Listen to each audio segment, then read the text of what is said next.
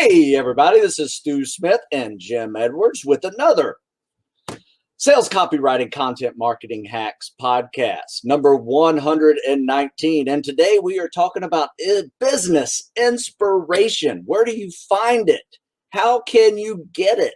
Does it just pop out of the blue, or do you need to look for it?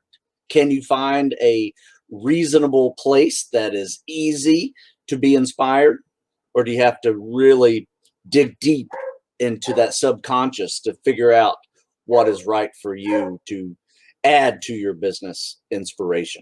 So, Jim, that's what we're doing. And my dog's in the background. He's all fired up and inspired about today's podcast. Dude, that was awesome. That was great. That was a great intro. That was really, really good. Well done. Well done. We're switching hats today. Yeah.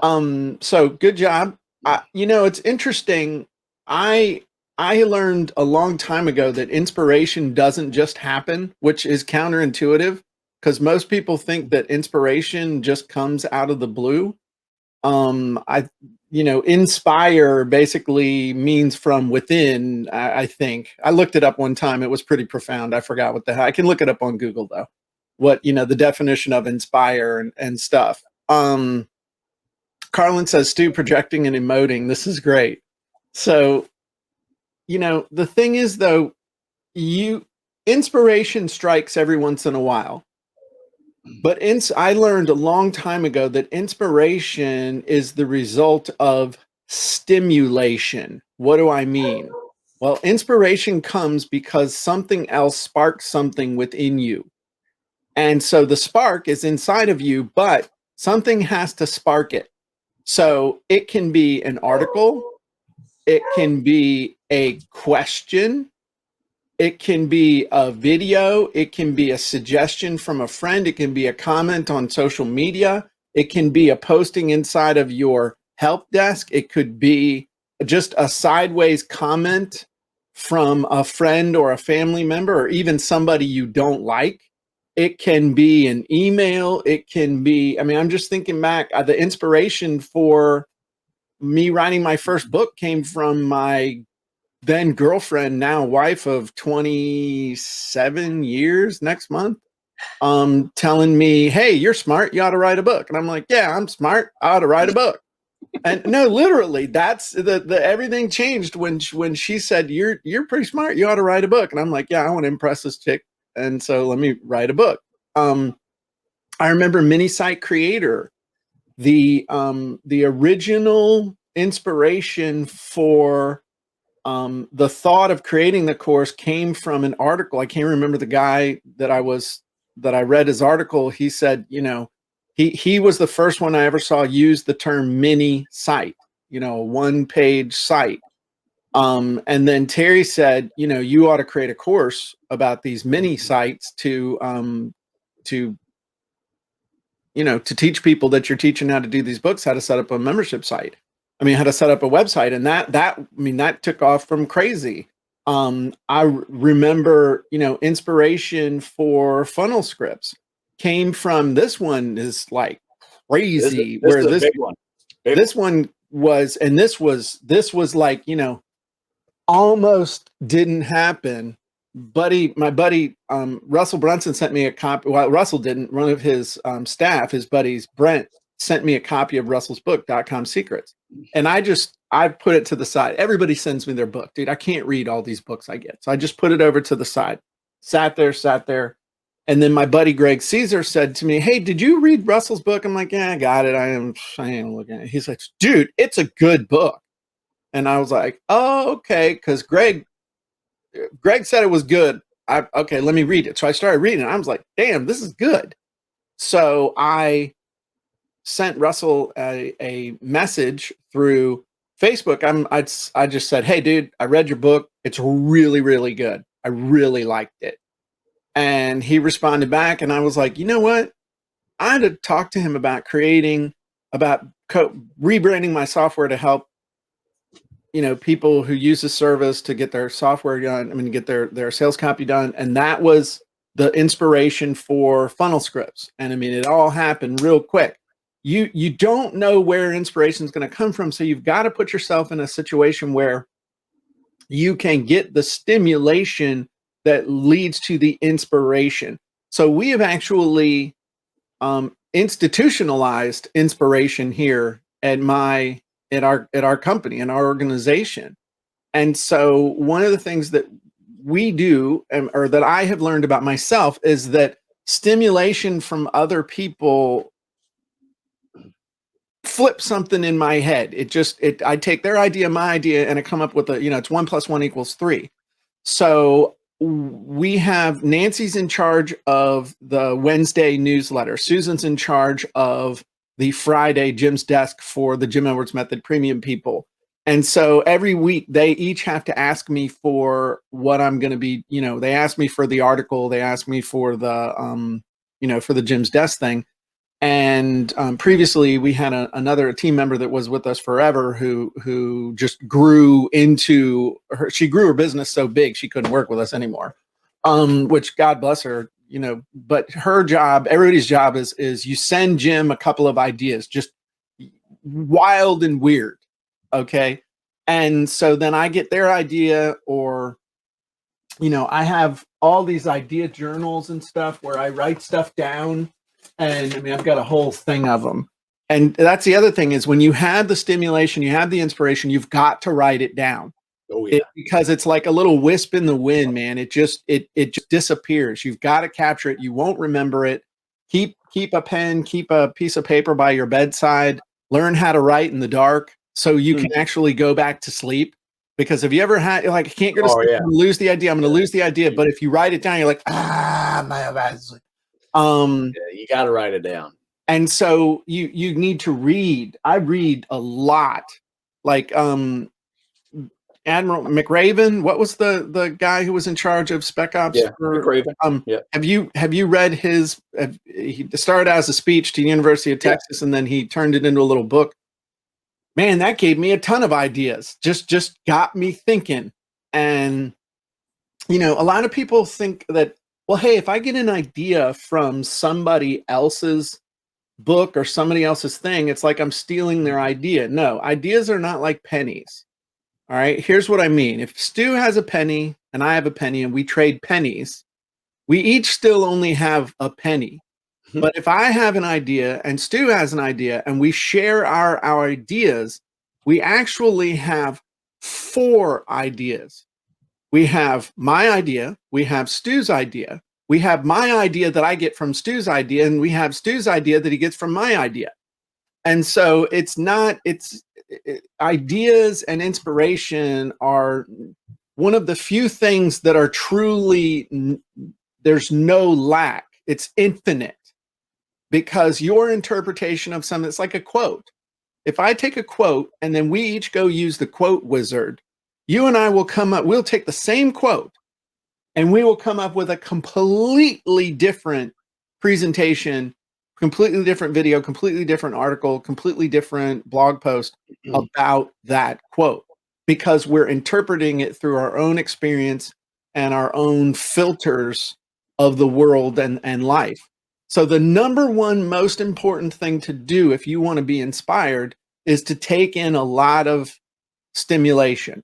Not overload like a kid on Halloween snorting pixie sticks at midnight wanting to watch SpongeBob, but consistently taking in ideas and then turning them over. I like to, over on my whiteboard, I like to just start drawing. I'll just start drawing and thinking, and stuff just comes, just comes. So I don't know if that was the answer to your question, what you're looking for. I we spin Jim's thing on the back and then set him loose, and he talks for a while and then runs out of steam. Stu, what do you think?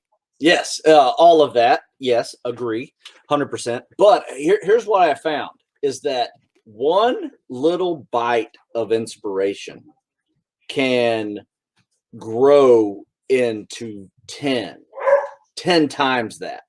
And what I mean by that is, like you said, I like this book. It's a pretty good idea. Hey, Russell, hey, you know what? That's a good idea. Maybe I should do some funnel scripts ideas.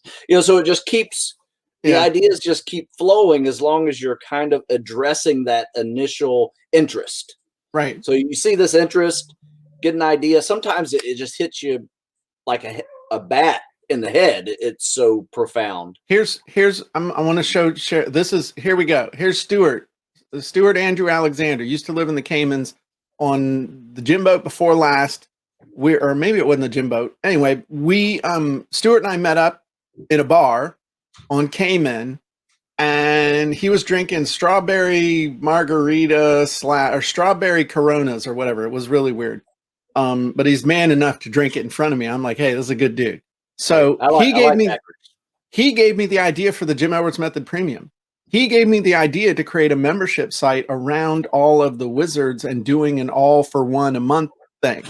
And so if it wasn't for that idea that he had shared with me, I never would have created the Jim Edwards Method Premium. I would have kept selling wizards individually and been all kind of fractured and stuff. Huh. The key, and Carlin and I think a lot alike.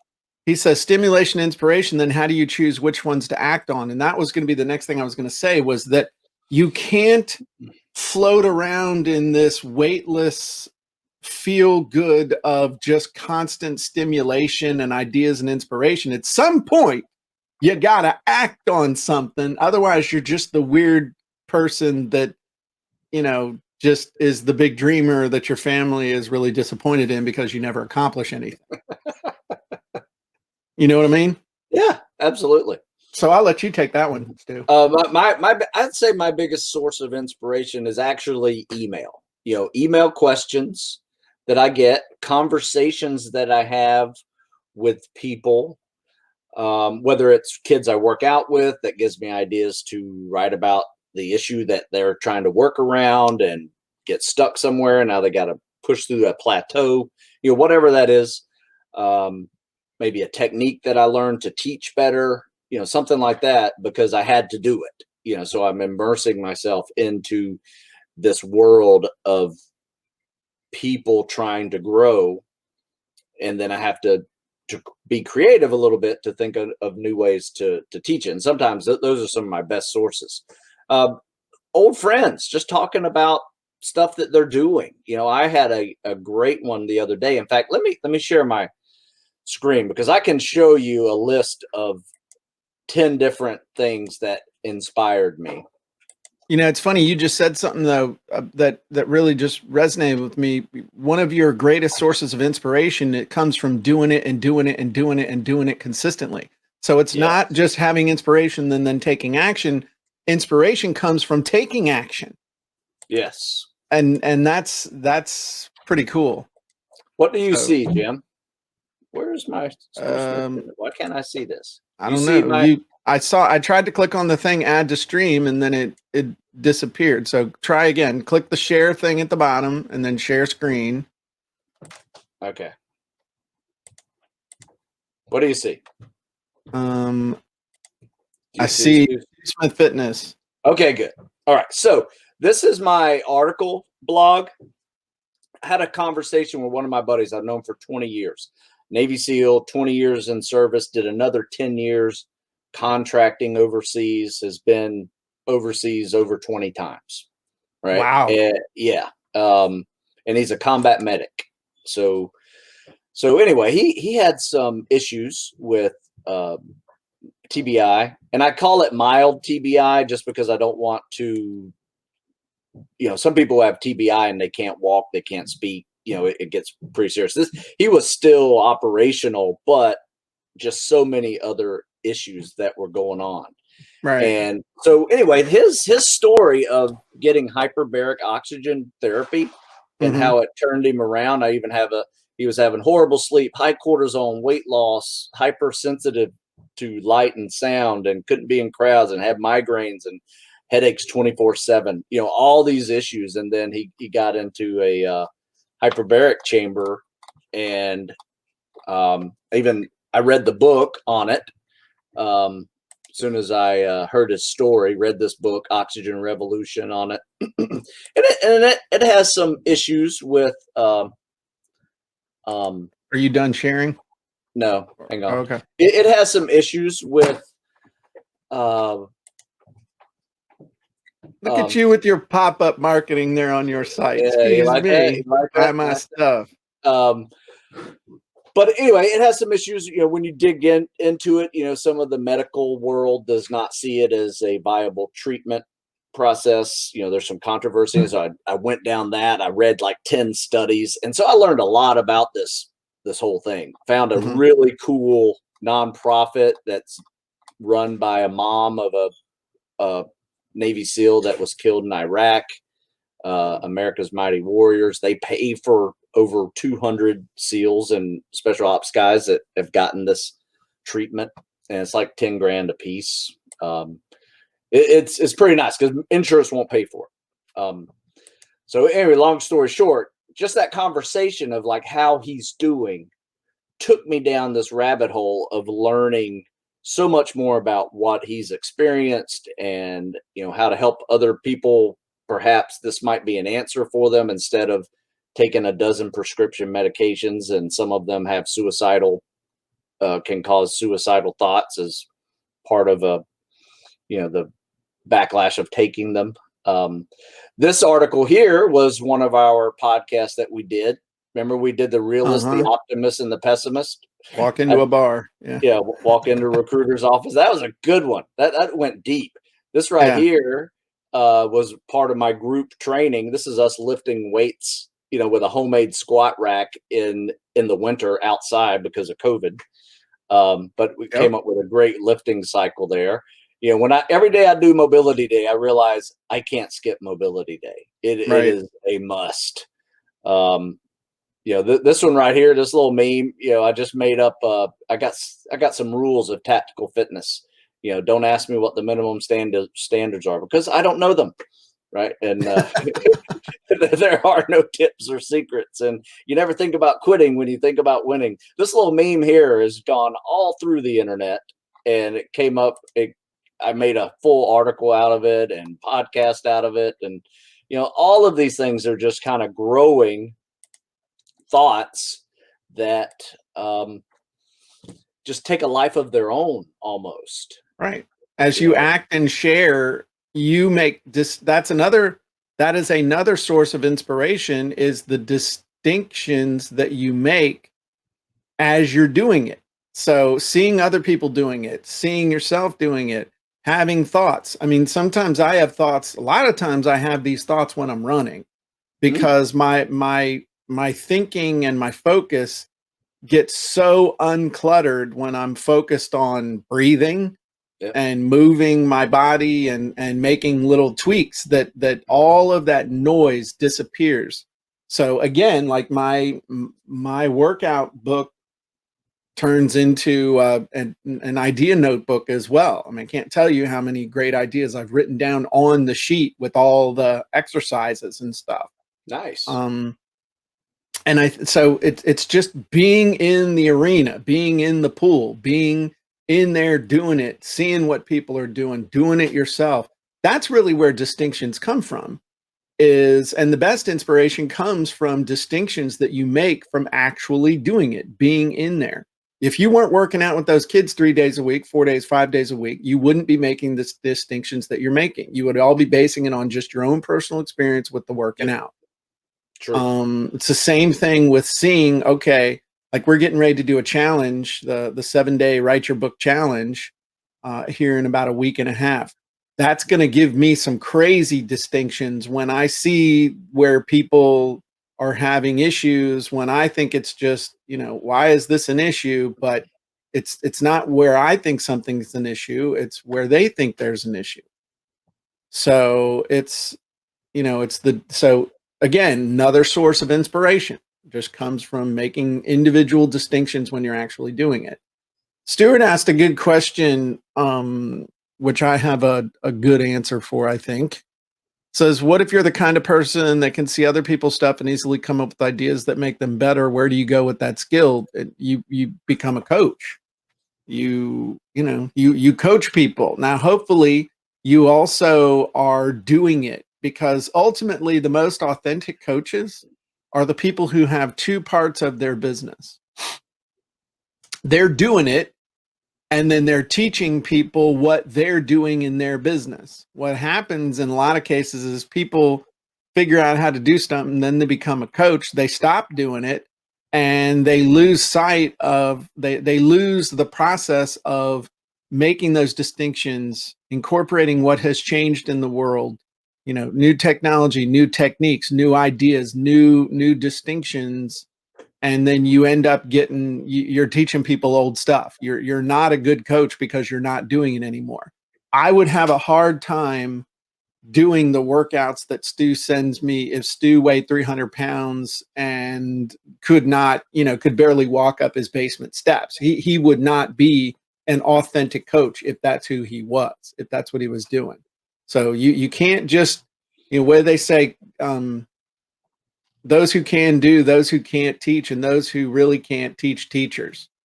That's a saying That's a that's stuck horrible with, quote, but it's a wonderful quote because it's true. And if I piss somebody off, good. It's almost 10. But to get you out of the way early. So that's my response. What is your response to Stuart's question? Oh yeah, absolutely. If you can see a better way to make a mousetrap, do it. I mean, if you're inspired to actually go into that realm of work, whatever that is, you see a way that you see somebody doing something, you want to make it better. If that is in your business, I think you should have a better mousetrap, right? If not, maybe maybe go into consulting and say, here's how you can make it better. Yeah. But I don't know, be honest with you. But I mean, I've seen several people who have a really good idea with business. I remember when I saw the first tagged product on Instagram.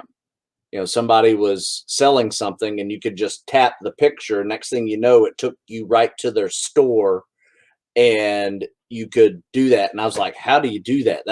That's really good. And I figured it out and I've been doing it ever since and see a huge increase because of that. But yeah, absolutely. You see a great idea that somebody has, you should, especially how quickly technology evolves these days. You can't keep up with it on your own.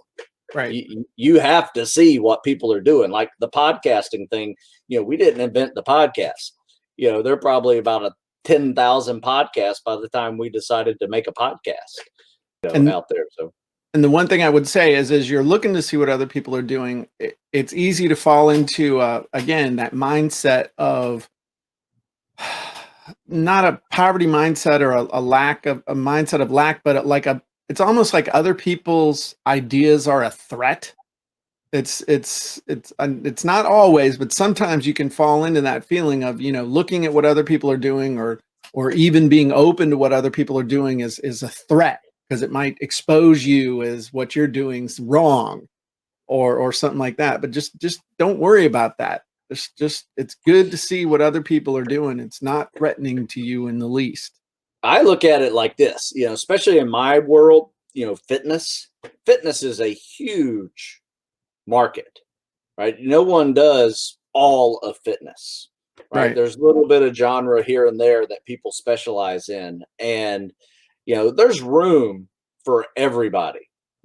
Even if you have similar products and similar websites and similar social media, there's room for everybody. Yeah. And so anyway, absolutely. Cool. Well, yeah. I would say that we need to wrap this up, and it's your turn to wrap it up, Stu. You introduce the show, you wrap the show up, and send people off with good vibes. All right. Well, I do appreciate you listening. If you have any questions, please post them, because your questions give me ideas for next show. So here at the Sales Copywriting Content Marketing Hacks podcast with Jim Edwards and Stu Smith, where do you go, Jim, to find some good sales copy? Huh? Oh, if you want to learn how to write amazing sales copy, you can go to copywritingsecrets.com. You can pick up, we still have copies left, free copies left of my book. I don't know how much longer it's going to be available, but You go to copywritingsecrets.com. I'll send you a copy of my book. Just pay a small shipping and handling, and you too can write amazing sales copy just like Stu. Yep. And don't Stu, forget, if they want to get in shape between now and Monday when they're going to do the full Murph with a 40-pound weight vest. I hope you have prepared for that. I have. Yes. But if the people want to get in shape, where can they go? StuSmithFitness.com. There you go. Can't mess that up. But also go check out the Facebook page, a Facebook group. It's a closed group, sales copywriting, content marketing hacks group. And there are great many people. What do you got? 25,000? There's over 20,000 people in there. There's a lot in there now. And they're very helpful. They're very helpful because I would say 9 times out of 10 are a source of my inspiration for getting new topics for the following week. So nice. Get in there, start asking questions, helping others, because that's what this is all about, inspiring others. And this has been 1 hour since we've been doing the Jim and Stu Show / Sales Copywriting and Content Marketing Hacks podcast. And I say 1 hour is enough. Okay. Well, that means we have to stop. So everybody have a great day, and we'll see you next time.